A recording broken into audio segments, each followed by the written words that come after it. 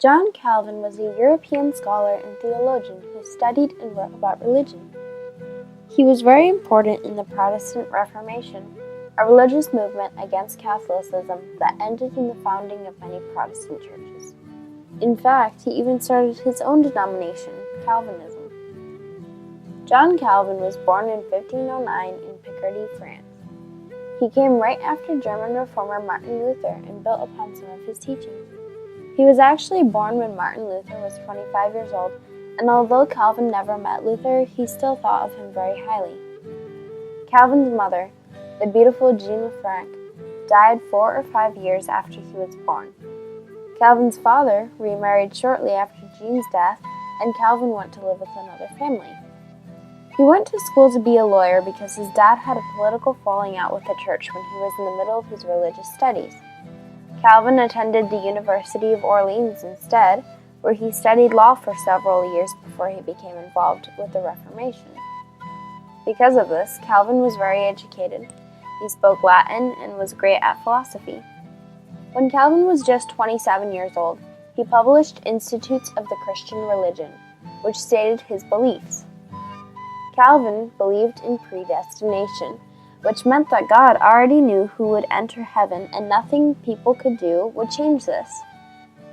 He believed that God was in complete control over a person's actions and that nothing happens unless God wills it. The 5 major points of Calvinism can be summarized as the acronym TULIP. It stands for T, total depravity, U, unconditional election, L, limited atonement, I, irresistible grace, and P, perseverance of the saints.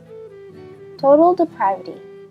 This is the belief that every human is completely sinful from the moment of birth. Unconditional election. This is the belief that God predestined us for salvation and that we cannot choose God without Him letting us. Limited atonement. This is the belief that God sent Jesus Christ to die for the sins of His chosen saints only, and not for the sins of the unbelievers. Irresistible grace. This is the belief that if you are chosen by God, you cannot resist God's grace in your life. Perseverance of the saints. This is the belief that once an individual is saved, they could never lose their salvation because they are eternally bound to Christ. Calvin encouraged congregational psalm singing in the church at Geneva.